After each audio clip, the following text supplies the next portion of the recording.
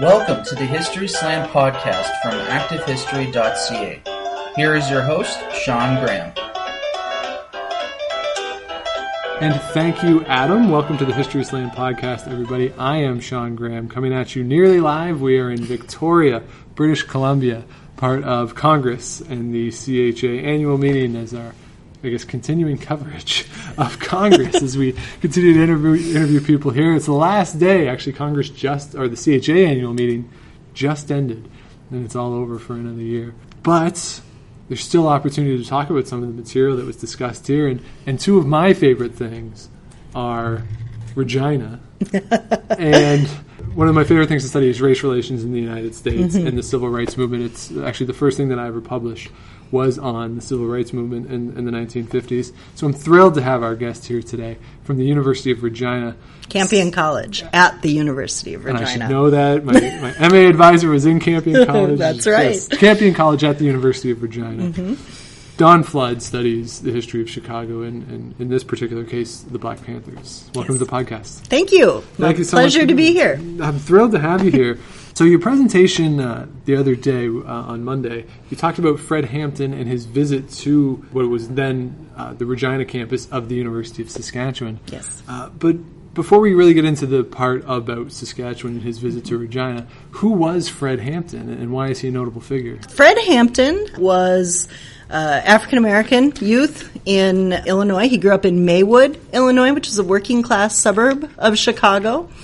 So not in the city proper, but very early on in his life, in his teenage years, he came to the attention both of the NAACP, the National Association for the Advancement of Colored People. As a youth leader, he helped to organize a youth group in his high school at Maywood, and also helped to organize a campaign to integrate the swimming pools, the public swimming pools in Maywood. Chicago, of course, located on Lake Michigan. You'd think, there's these beaches that people can go swimming all the time, but it's a very segregated city, and a lot of African-American communities, both in the suburbs as well as in the city itself, were located so far away from the lake, miles away, that it might as well have been, the Atlantic coast, right? Yeah. So public pools were often closed to African-American youths because of racial segregation. So he helped to organize around this issue of integrating the pools, the public pools in Maywood, which brought him to the attention of civil rights organizers as a youth leader. It also brought him to the attention of the FBI and J. Edgar Hoover. He was put very early on in his teenage years on the Key Agitator Index list, which is a precursor to the infamous COINTELPRO, or Counterintelligence Program, which was funded, I think, in 1968 or 1969 it began. It was an official program within the FBI that trained young agents to kind of learn the lingo of radical youth and to be able to infiltrate and thereby disrupt organizing. Right. So, like the Americans on TV now, that great FX show. Exactly. So that's who Fred Hampton was. And so, very early on in his life, he paid attention to, kind of issues of discrimination, of inequality. He was brought up on charges in Maywood for allegedly sticking up an ice cream truck in a very Robin Hood-esque type of situation. He robbed an ice cream truck, allegedly, and handed out the ice cream bars to the children of the neighborhood, the black children of the neighborhood. Now, it's questionable whether or not it was actually Fred Hampton who did this. As was very typical in the late 1960s, black suspects, especially to victims of crime who might have been white, oftentimes misidentified black suspects. They all kind of look alike, right? Or the police would go after, a black man they found walking down the street in a wrong neighborhood because he supposedly fit a description. And so it seems like Fred Hampton fell into that kind of situation. So... And it seems as though, Chicago has the reputation, and even to this day, is very a rough and tumble city, politically and culturally and socially. And to be able to survive in that environment, it's almost like you would have to have that mentality. Oh, yes. And almost this, maybe radicalism to be able to become a prominent leader in Chicago. And that seems emblematic of just the city as a whole, right? Yeah. Chicago does have a long history of, kind of a working class culture, right? A very rough culture. Rough in politics, definitely. The political machine of Chicago, political corruption went hand in hand with police corruption in that city. A long history of violent labor activism going back to the late 19th century. And the civil rights movement in Chicago certainly has a longer history than, kind of the mainstream narrative would tell us, or the traditional narrative. It kind of begins in 1966 when Martin Luther King brought the movement north. Right. Obviously, that's not true. Things were going on in Chicago long before King came there. But when King came to Chicago, he encountered a culture that was not entirely foreign to him, certainly in terms of racial discrimination and white violence toward African Americans. But what he didn't expect was the Mayor Daley, who held such tight control over the city. And King claimed that he's like, I never encountered this kind of intransigence, this kind of resistance, this kind of trouble, even in Selma, even in Birmingham. So Chicago does have that history, certainly. Yeah, and which is interesting because one of the things we think about Chicago, we think about this vibrant culture and African American culture in particular that comes out of the city, and the fact that you're talking about how this city is actually very segregated and there's these divisions. It's interesting to think not only because it's a northern city, I know it's a Midwestern city, that the segregation comes through as prominently as it does. It's somewhat surprising, I think, and like you say, it goes against that mainstream narrative of the civil rights movement. Yeah. I think one of the reasons why we think about the traditional narrative of civil rights as, kind of Southern segregation, Northern racial utopia. Well, obviously this is not the case, right? The South in the U.S. to this day has a larger black population. So while racial segregation was the order of the day, whites and blacks, they were neighbors. They mixed in town in a way that just didn't happen in northern cities. When African Americans began migrating to the north, in Chicago in particular, it began in the 1910s, mostly as a way to take advantage of job opportunities during the Great War, during World War I. And they moved to distinct neighborhoods. And these neighborhoods were very small neighborhoods and couldn't absorb as quickly as they needed to the population influx. This happened in World War I, but especially in World War II. Because in World War II, more African Americans were coming north, more job opportunities. The U.S. was in World War II longer than they participated in World War I. And also, and this is huge, mechanized cotton picking, the mechanized cotton picker. It eliminated the career of sharecropping. As bad of a career as that was, one could eke out a living if they didn't own their own land as a sharecropper picking cotton. Once the mechanized cotton picker came into place, that displaced black workers, and they had to go somewhere. And so you see in northern cities, Chicago, Detroit, New York, you see race riots happening during World War II as these traditional, historically black neighborhoods begin pushing against the boundaries of ethnic white working class neighborhoods. And so you get a maintenance of racial segregation in the North in ways that you just didn't have in the South. And so, but then it's interesting too because Emmett Till was from Chicago. He was, and he goes down to the South and the lynching of Emmett Till. If you don't know the story, Google it. There's a documentary, a beautiful documentary that was done about it. That was my first exposure to the story. But he's lynched for whistling. Yeah. Allegedly whistling at a white woman, and then he gets lynched in a very horrifying way. Yes. But then I'm wondering then, because a big part of the story is his mother's reaction, that she publishes the photos of it's really actually quite violent. Yes. The photos, the way he was, the violence that was done to him.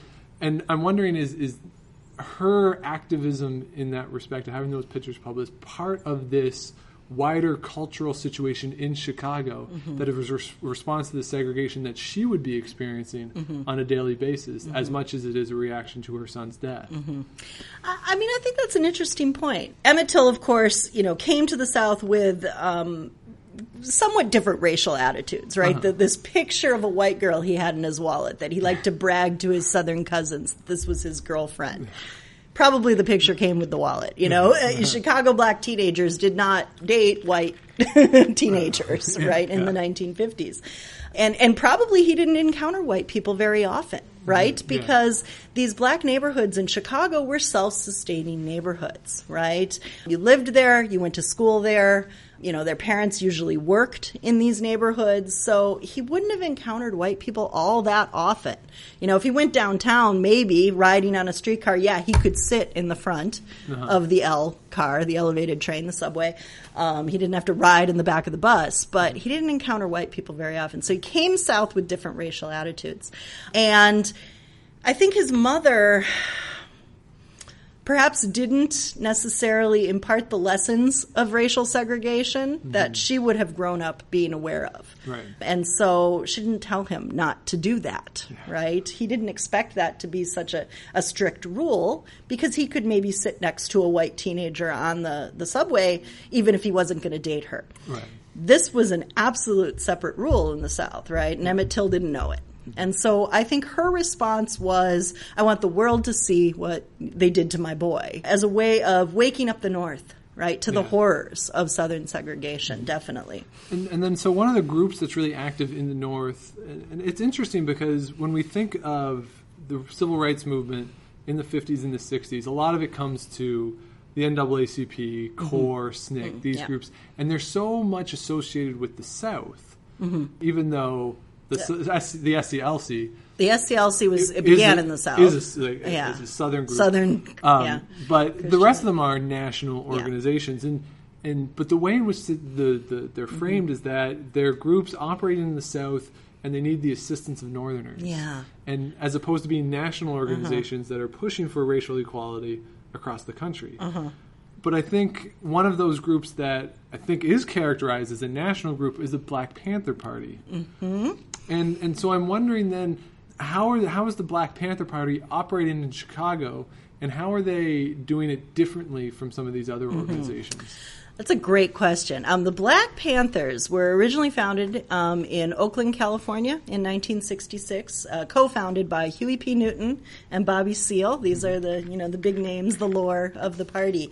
And it began from the start very much as an urban group, right? They took the image of the Black Panther. Possibly they took this image from Alabama, from Lowndes County, Alabama, from a more, kind of radicalized militant group associated with the Southern Civil Rights Movement. But from the start, the Black Panthers were organized in cities. They were organized around issues of urban poverty, of police violence in the cities. Southern sheriffs were certainly violent against civil rights marchers, but that was at the march, right? Those were at the marches. It wasn't an everyday thing the way Black residents in urban ghettos in the North were getting, targeted by the police all the time and getting beat up by the police for no reason whatsoever except for just walking down the street, if the police felt like it. And so this was one of the issues that the Black Panthers immediately began organizing around, this idea of policing the police. We're going to watch the police. We're going to make sure that they don't harass innocent African Americans for no reason, right? We're going to use the laws to our advantage. This idea, California at the time had open carry laws. You could carry guns, right? Black people didn't carry guns. So when the Black Panthers first marched on the Capitol in Sacramento armed, all of a sudden the FBI was like, we got a different kind of group on our hands here. This was a much scarier image to especially white liberals who might have felt very good about themselves and supporting the idea of racial equality and sending money to help support King's organization and break up the, coloreds only, whites only drinking fountains and washrooms in the South. They could feel good about themselves in resisting that. But all of a sudden they're coming face to face with, large Negroes with guns.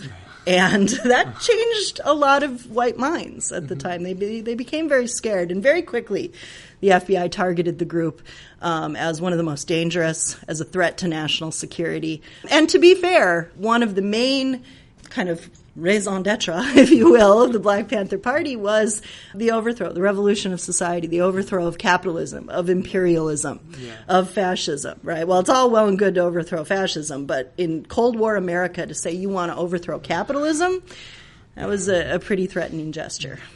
And yet the organization has this reputation as like you say, it's something that is seen as dangerous. Mm-hmm. But in terms of their community organizing, mm-hmm. they're very proactive in simply mobilizing programs to help the community. Yeah. So how is there, or how can we understand the organization mm-hmm. and balance this, carrying guns to the Capitol versus mm-hmm. a breakfast program? Right, exactly. How do we reconcile that? Mm-hmm. Because they seem such divergent mm-hmm. activities. Yeah. Well, I think that the guns part, right? The Black Panther Party, its original name was the Black Panther Party for Self-Defense, right? Yeah. So the idea of using violence and self-defense to defend the rights, the inherent rights of racial minorities, right? Mm-hmm. That's what people were forgetting about that. African Americans shouldn't have to struggle for rights. They had these rights as U.S. citizens, right? So that's the guns part. And that's the part that appealed to who the Panthers were targeting. They wanted to recruit members, tough members who didn't kowtow to the man, right? They went after gang members. They said, you've been able to survive in the streets. We want to focus your anger at the police. We want to channel that energy into productive means of revolutionizing society. They didn't want a part of the pie. They wanted to throw the pie out, right? And so the guns part is what appealed to the membership, right? That made them look cool. Yeah. And it gave emasculated black men a sense of empowerment, right? No longer were ghetto police going to kick in their heads. They were going to fight back. But it was the socialist-oriented reform programs, the providing free breakfast for school children, providing free medical clinics in the ghetto, political education programs, liberation schools, teaching black culture, black history to Panther children. There's wonderful images of, little Panther kids going to school in what would today just be school uniforms, but they're like mini versions of the Panthers with the berets and the black leather and such. They didn't have guns because they were kids. But that's good. Exactly. So on the one hand, self-defense is part of the party, but on the other hand, it was this idea of revolutionizing society. We're going to overthrow capitalism because the Panther leaders understood. Huey P. Newton understood this from the start, and many leaders, including Fred Hampton, understood from the start that poverty caused all manner of problems, that it wasn't racial segregation per se that was causing poverty, although certainly they went hand in hand, but poverty caused a desperation that led street youth into perhaps the abuse of drugs and crime to feed that abuse of drugs, right? So if we can overthrow capitalism, if we can give racial minorities, all progressive peoples a fair shot, then we won't have to worry about this kind of violence on the streets anymore. Given that this is this is their mandate, this is what they're trying to accomplish, why in the world would they come to Regina, Saskatchewan to give a talk at the Regina campus of the University of Saskatchewan? Yes, it was a surprising event. When I first learned about it, I said this in my talk, I first learned about it when I arrived in Regina at Campion College in 2005 now. It's 8 years ago. The second semester I was teaching a modern U.S. history course, got to the 60s, started talking about the civil rights movement, mentioned Fred Hampton and the Black Panther Party in Chicago because I was very familiar with Chicago. And my students told me that he came to this campus, right, in 1969. And I thought, well, how could that be? He was killed he was murdered by Chicago police in December of 1969. And the Chicago chapter of the Black Panthers wasn't organized until 1968, so it's a very small window of a tour. And so I started looking into this a little bit, and what I discovered was that, in fact, Fred Hampton and two of his colleagues from the Chicago chapter, or at the time it was called the Illinois chapter, it was the only chapter of the Black Panther Party in the state of Illinois. So I call it the Chicago chapter, but its official title was the Illinois chapter. Two of his colleagues, Willie Calvert and Jerry Aldridge, Jerry is a woman, by the way, Geraldine Aldridge, came to Regina in 1969 as part of a fundraising tour. At the time, Bobby Seale, one of the co-founders of the party, was on trial for conspiracy, the so-called conspiracy to disrupt the 1968 Democratic National Convention, which was, in fact, held in Chicago. Yeah. Seale was not one of the organizers of the protests outside the convention. He just happened to be there. And as, kind of part of this new left world, he spoke at one of the meetings, but he kind of got lumped in with the other organizers. And there were different categories of people on trial. There were the politicos, the guys who were actually trying to disrupt the convention for political reasons. There were the yippies, the Youth International Party, that just wanted to have a party in the park and, have fun and show that one can live peacefully. A festival of life they wanted to hold, in contrast to what they called the party of death. And what they meant was the Democrats who were responsible for leading the U.S. into involvement in the Vietnam War. And so Bobby Seale wasn't really part of that organization, but he got lumped in with them when the state brought conspiracy charges against them. And so in court, Bobby Seale was insisting upon his own lawyer. In court, he didn't want to be defended by the lawyer who was defending the other defendants. But his lawyer, Charles Gary, was not available at the time. I think he was recovering from surgery or something on the West Coast, and he couldn't travel. And so Judge Julius Hoffman, who is very much a part of that establishment, the same as Mayor Daley, the same as Edgar Hoover, right, the man, who just didn't understand this new wave of radical activism, said, okay, well, you have a lawyer, you have representation. Are you refusing this representation? And Bobby Seale kept on insisting that he had a right to representation and he had a right to choose his own representation. Okay. And Julius Hoffman was saying, you have a lawyer, And so Bobby Seale kept on disrupting the proceedings, saying this is unconstitutional, you can't do this, I have rights. And so Hoffman had him ordered bound and gagged in court, literally silencing the man. So the imagery of a black man in chains, right, with a gag in his mouth, not put there gently by the Chicago police, I might add, certainly caused a lot of problems, right? And also was a point of fundraising for the Black Panther Party. So Hampton and his colleagues came to Regina when they were invited by the Regina Students' Union, in part to, kind of raise funds and expose the injustices of this Bobby Seale trial that was going on at the time. But also because Hampton, like many other Panther leaders, was very committed to organizing the people. The Black Panthers had a membership that was exclusively black, but they weren't necessarily racially exclusive, right? They were interested in organizing anyone who was interested in revolution and progressive peoples. As Fred Hampton put it, progressive peoples everywhere were under threat. And so I think that he was also very interested in making these kinds of connections across the border.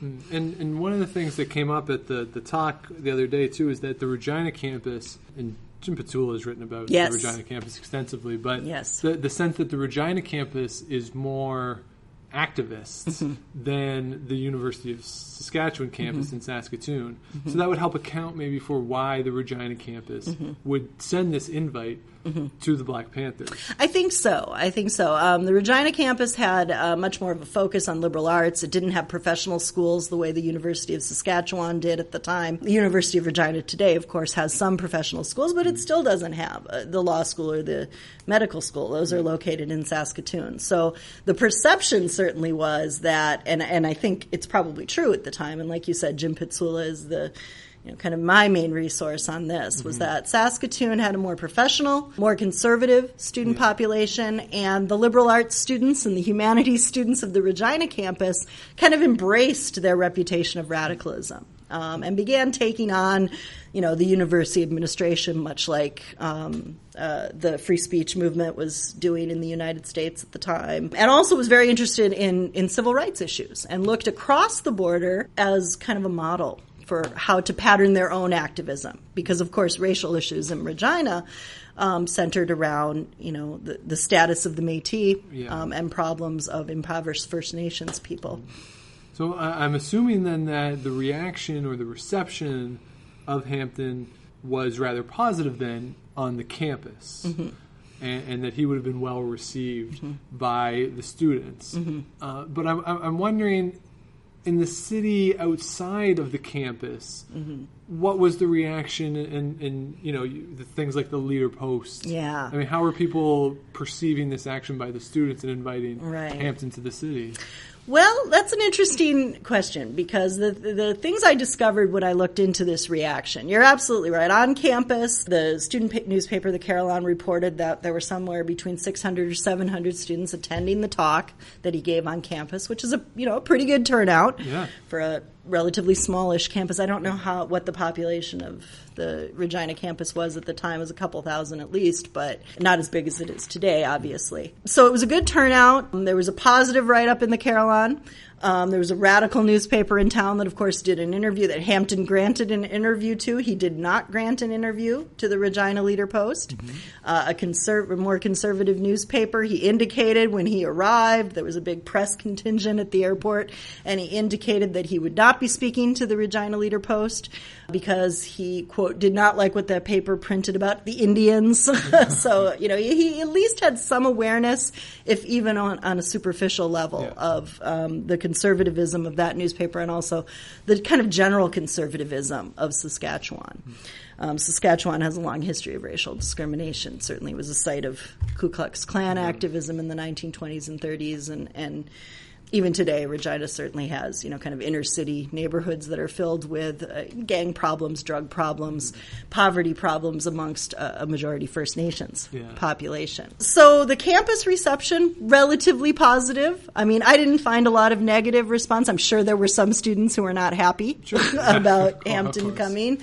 Not all students shared a particular radical bent. The response in the mainstream press, in the Leader-Post, there were tons of letters written in and editorials, right, about this visit. And from what I gathered, a lot of people were upset, not necessarily because the Panthers were talking about, the brutality of the American police or racial injustice in America. Canadians, love to hang their hat on this idea that, of course, the U.S. is awful. We have no problems here. So if we can look to the United States and point out these social problems. But what they seemed to be upset about was the fact that the Panthers, Fred Hampton and the other two, routinely referred to authorities like the police as pigs, right? These were pigs. And it was so disrespectful, right? The letters that I found that were critical of the visit were not critical of what the Panthers had to say about the community breakfast programs. They weren't critical about this idea of free medical clinics, right? Canada, of course, having... Especially in Saskatchewan, too. I was going to say, Saskatchewan, home of Tommy Douglas, home of national health care. By 1969, the rest of the nation had also adopted this idea of national health care. So they weren't critical of that. They were critical at how rude they seemed and how disrespectful to authority they seemed. And so I mean, at first I thought, it's, because Canadians are so polite. But no, I mean, I really think it is because a lot of these people writing into the Leader-Post never encountered the same kinds of discrimination and police abuse that the Black Panthers encountered in the U.S. Now, there were other letter writers who pointed that out, saying, thank you for the Black Panthers to come for their visit and pointing out these problems. I don't necessarily agree that the world is headed toward fascism. I'm not too sure about this, revolution and overthrowing capitalism. Remember, it's still the Cold War. But I might, another quote, I'll quote one of my sources from the Regina Leader-Post. A man wrote in to say, I don't think that the U.S. has already fallen to the forces of fascism, but if I were getting my head kicked in regularly by ghetto police, I might be inclined to think differently. So the response of the community was not entirely negative. There was a lot of support. A letter writer, Lennox Keith, identified himself as a black brother. He must have been an import. I don't know of a lot of Afro-Canadians living in Saskatchewan in the late 1960s. So certainly he was a racial minority. I didn't sense the racial status of any of the other letter writers, but it wasn't all negative in the community, although there was a certain amount of criticism. But then another area or another group that was relatively positive to the Black Panthers coming and actually created a bit of a connection with the group was the local First Nations and Aboriginal groups. And so I'm just wondering if you could talk about, how those connections were made and how those relationships were built, because there are certainly parallels between First Nations in Canada and African Americans in the United States. Yeah, there certainly are, and sadly, I don't know as much as I hope to learn one day about these relationships.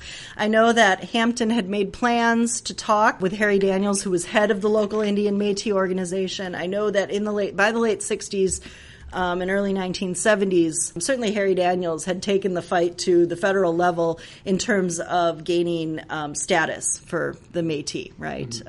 Status, Indian status, or Aboriginal status, I should say, for Métis peoples, which had been long denied. So he was identified very early on as a leader of this, kind of racial minority group in the province that were adopting a much more radical stance than the provincial premier or the federal government ever expected out of Aboriginals, right? Because, for so long, they didn't have much say politically, economically. The idea of radicalism was new to Canada and new to the province, certainly, by the late 1960s, and Harry Daniels kind of led that fight. And so I don't know what was said. Right. Sadly, Harry Daniels has passed away. I haven't been able to, identify anyone who was at that meeting, and I don't have any records of what they talked about. I imagine it was an interesting conversation. Yeah, I can imagine too. Yeah. But it's interesting that in that respect, you can almost see the Black Panthers as, you mentioned that, all black membership, but in this respect, here's a way that, they can foster this relationship and develop, maybe coordinate even with the community in Regina, because they're facing similar types of issues, and it's a way to bridge out and expand their reach. Right, and Hampton certainly acknowledged that, they weren't there, they didn't come across the border to organize a Saskatchewan or a Regina chapter of the Black Panther Party, but they would be happy to help locals in organizing one if they wanted to, right? So it was like this strange moment to me when I read that, because I'm like, wow, these would not be, in fact, Black Panthers. They would be, I guess we could call them Red Panthers, right? Well, whatever they choose. Whatever they choose to call themselves. Yeah. But it was this acknowledgement that I think speaks to the fact that Fred Hampton, in particular, and he was not alone, but he certainly stressed this more than other leaders.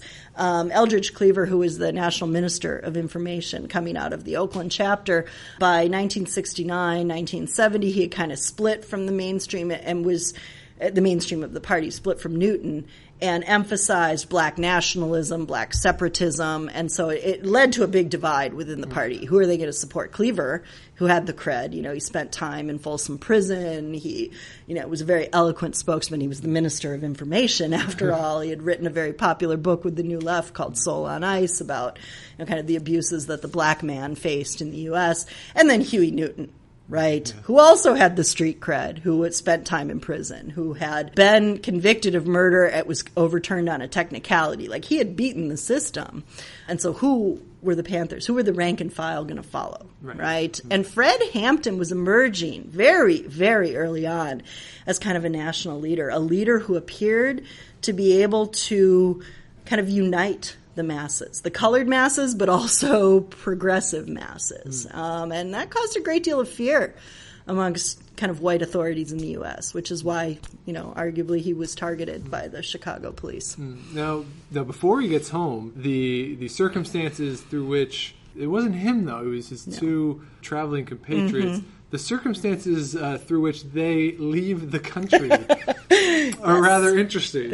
So what was the story behind that? Well, before they even arrived, there were, I found evidence of letters to the federal, immigration minister from, I forget what the official office is, the Saskatchewan Attorney General or equivalent, right? Saying to the immigration minister, this is a seditious group, right? We shouldn't let these people into our country because of the threat of violence, the threat of revolution, this idea that they were, arguing to overthrow capitalist society, that they wanted to do this. The immigration minister said, well, our policy is, in the absence of illegal activity, when they are invited by a reputable organization, which the Regina Students' Union was, in spite of all their activism on campus, they apparently were still somewhat reputable, and they were invited. So our policy is that we're going to let them in. So there was a bit of a debate at the higher levels of government about whether or not to even let these speakers in. And Hampton and Calvert and Aldridge weren't the only Panthers that came to Canada. Many others did in different provinces, and they encountered differing levels of difficulty in getting there. So they come to the Regina campus. They're invited to both Saskatchewan and Alberta. They were going to give a talk in Alberta as well, at the University of Alberta in Edmonton. But they were stopped at the border between Saskatchewan and Alberta. And Apparently what had happened was after the talk in Regina, after everybody got all riled up, I guess, they were stopped at the border, and Aldridge and Calvert were deported from the country, allegedly because they had entered the country with false identification. Hampton, this is really interesting because Hampton at the time was out on bail for that ice cream truck robbery in Maywood. So he was the only one who actually faced any legal troubles in the United States. He was not officially deported. He was invited to leave the country, and he did leave when his, fellow Panthers were deported. So it's kind of a weird situation where the two who were not facing criminal charges in the U.S. were deported, whereas Hampton, who was facing these charges, was actually not deported. He just left with his friends. and then so he goes back to Chicago, yes. and what's sort of the situation that because he doesn't live for much longer. No, he doesn't. A few weeks more. So what's the situation that he returns to, and what are the circumstances behind his murder? In the late 1960s in Chicago, police violence had, of course, been ongoing against racial minorities, but it had ramped up. By 1968, that kind of violence was spilling over to other targets as well. The 1968 Democratic National Convention, yes. right? The Walker Commission report that investigated this riot outside the convention hall concluded that, in fact, it was a police riot. It was the police going after the press, going after protesters, white kids as well. They went after Dan Rather on the convention floor. They did. Exactly. The targeting of the press was particularly, I think, something that surprised a lot of people. And a lot of white Chicago residents weren't familiar with this kind of police violence. Black folk stayed away from the convention. They're like, we don't want any part of this because we know what's going to happen, because it had been happening to them for, years and years. So by the late 1960s, police violence in Chicago had ramped up. Gang violence had ramped up as well. Let's, to be honest, there's a lot of black gang activity in the black neighborhoods and the Hispanic neighborhoods. At the time, I'm not aware of a lot of gang activities in Chinatown and on the north side, Korean and Vietnamese neighborhoods, but certainly there would have been that kind of influence as well. So there's a lot of fighting in the streets. And you've got this really charismatic leader that the black community in Chicago is responding to. They're saying, I don't know about this socialism stuff that he's talking about, but I know that they're feeding my kids. And if the authorities try and take away that breakfast program, I'm going to kick some ass, right? Like, you've got mothers saying this. And so Edward Hanrahan was elected in 1968 as the Cook County State's Attorney. That's the lead prosecutor for Chicago. And Hanrahan was very much a cog in the Daley machine. Mayor Daley had kind of handpicked him as his successor. Mayor Daley had, by this point, been in office since 1955. He was getting on in years. He ended up dying as mayor in 1976. He served 21 years as mayor and an additional 5 years as head of the Cook County Democratic Party, which, was kind of the only party in town. There were Republicans that ran, but barely. So Hanrahan was this, kind of establishment prosecutor, and he wanted to go after the gangs, right? And so he's going to establish this war on gangs, this special prosecution unit to target the gangs. And to him, the Black Panthers were just another gang. And he talked, in fact, when he announced the special initiative, this gang initiatives and the special prosecutions unit, he announced it to a group of, black mothers in the ghetto, and they booed him off stage. They're like, they're not animals. Right. These are our children, and they're fighting these racist police officers, these abusive police officers. So Hampton is a very charismatic leader. He's getting a lot of positive press in, the Black Panther newspaper, but also in the, regular newspapers of Chicago. The mainstream press it depended on the paper, right? The Chicago Tribune was a little more conservative, a little more intransigent, didn't really like. They were a daily paper. Whereas the Sun-Times was a little more sympathetic to the civil rights movement, to radical activism. So Fred Hampton was this figure who could have replaced Martin Luther King Jr., right, as this kind of central figure of the movement. Arguably, he could have replaced him. King, of course, was assassinated in April of 1968, leaving the movement without a national figurehead. So a lot of Malcolm X. Malcolm X had been also assassinated in 1965, yeah, right? So, I mean, so two of your main, within the past 4 years are gone, and at the same time, then you got Bobby Kennedy also gets killed. Then in 1969, exactly, or 68, excuse me, yes, campaigning, and it's this whole one after another, right? These main leaders, right? Yeah. These inspiring, charismatic leaders, and that is one thing they all certainly shared in common: the charisma of Malcolm X. And it creates this void. Yeah, it did at the head of the movement. It really did, and by this point in the late 60s. Early 70s, the Panther Party is also kind of splitting. Different chapters are doing their own thing. And Huey Newton himself had a somewhat paranoid personality. He was prone to drug abuse. He was also prone to kind of the celebrity status he had. He kind of fell victim to thinking he was this demagogue, right? And the party he created, he lost control of, as the different geographic chapters were doing their own thing and creating things like medical clinics, free medical clinics, or liberation schools. And so you see a lot of divides within the party itself, which of course is helped out by COINTELPRO infiltration and interruptance. The government is trying to break this party up. Right. Fred Hampton was the kind of charismatic leader that people responded to, and I think there was a great deal of fear that he was going to step into that void, that leadership void. So it all kind of came together, right? Hanrahan gets elected. He creates this war on gangs, the special prosecution unit. COINTELPRO gathers the intel to be able to target the Chicago chapter of the Black Panther Party, serve warrants for illegal weapons possession, because they did have guns, right? Yep. And many of them were illegally obtained. And so on December 4th, 1969, the Chicago police, who staffed the Special Prosecutors Unit, executed a raid on the headquarters of the Black Panther Party, which was the apartment that Fred Hampton and his girlfriend at the time, who was pregnant, 8 months pregnant at the time, lived in. And there were several other Panthers that were there, as was typical in Panther headquarters and crash pads. One of them was Mark Clark. He was a wannabe Panther, I'll call him, from downstate, Peoria, Illinois. He was organizing his own chapter in another city downstate, and he was there to, kind of find out from how to do it, right, and to get some insights. And so the police executed this raid, a warrant, and raided the apartment. From the start, the raid was very strange. They didn't use tear gas, which would have been typical, to clear out the apartment. Instead, the police said they identified themselves as police officers and that the Panthers came out shooting.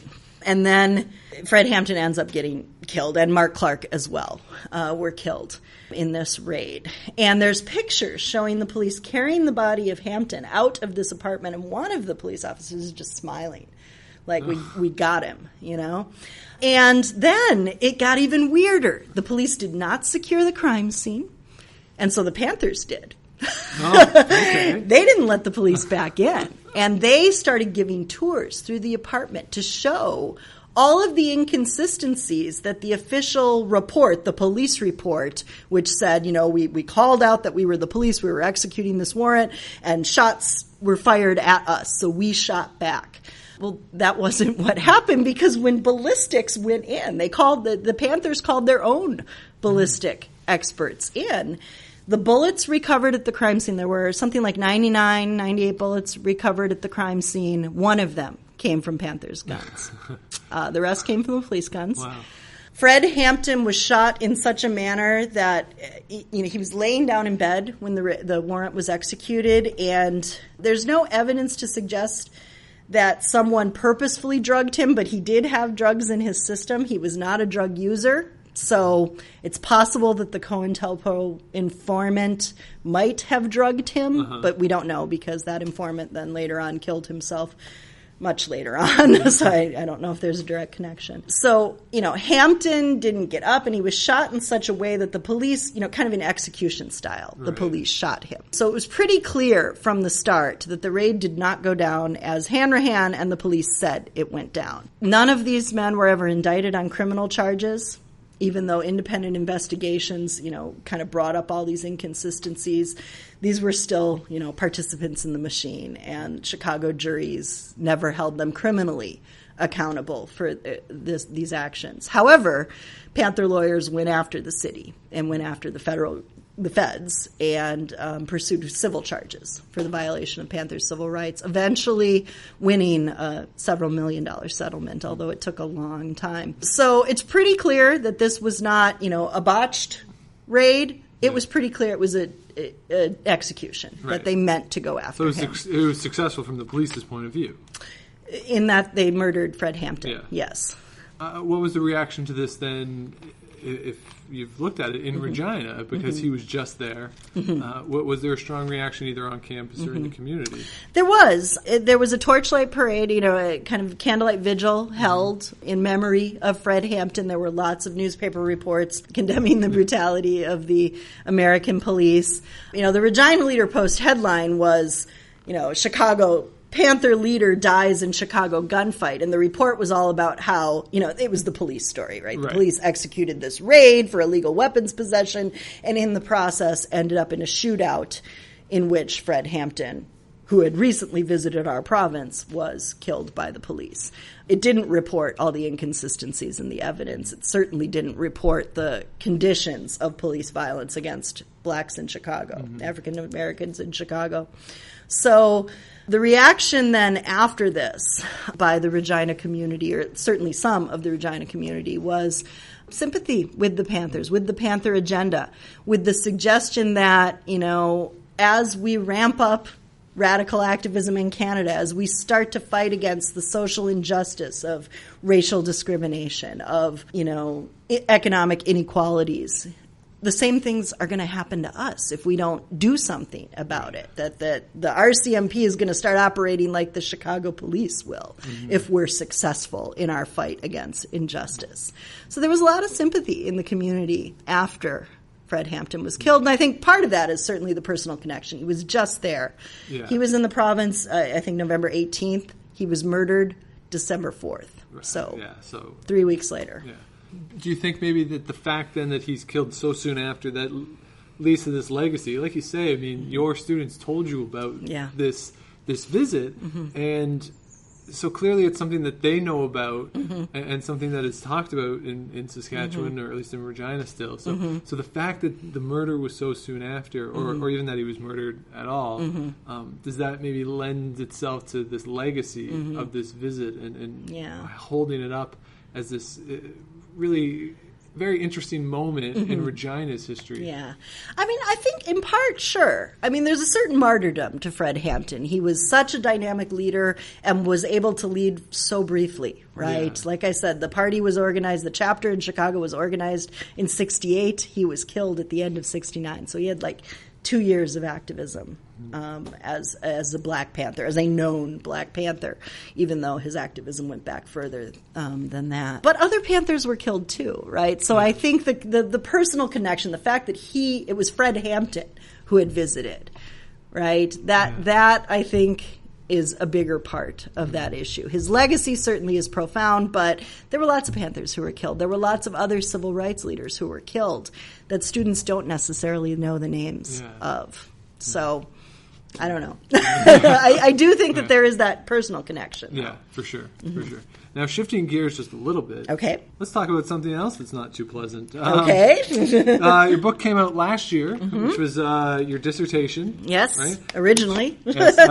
So it's called Rape in Chicago, Race, Myth, and the Court. So again, studying Chicago. Yes. And so just a little snippet, what's the book about? Let's sell a couple copies. Oh, excellent. Well, the book, like you said, came from my doctoral thesis, which was called Proving Rape. And I looked at issues of race relations, certainly in the city of Chicago, but also gender relations, and how individuals who find themselves in the court system use that system to hold up their rights as American citizens, right? And how they're defended in court against rape charges. Most of the defendants that I looked at were African Americans. They weren't all there accused of raping white women, which is kind of the traditional trope of sexual violence, that it's interracial, that it's these black men who can't control themselves. They're going to sexually attack these innocent white women.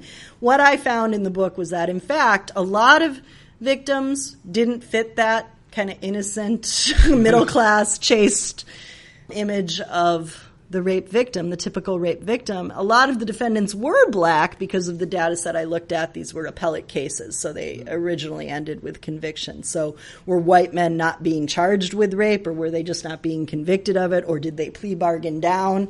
By the period I'm looking at, the 1930s through the 1970s, probably 80% of criminal cases went to plea bargain. They never went to court.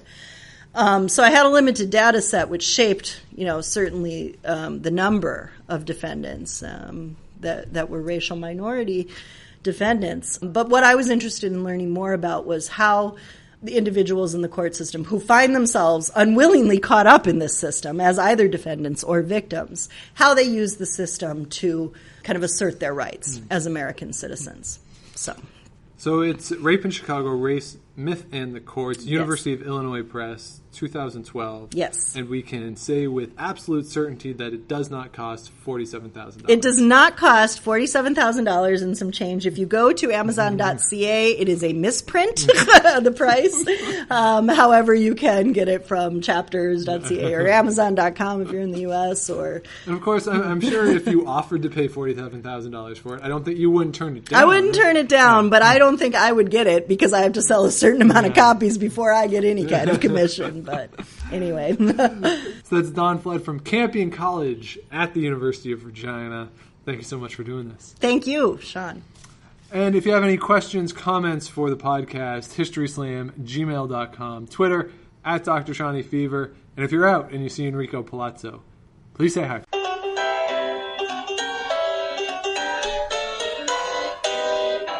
Thanks for listening to the History Slam podcast. Check out ActiveHistory.ca for more features and articles, and be sure to subscribe on iTunes.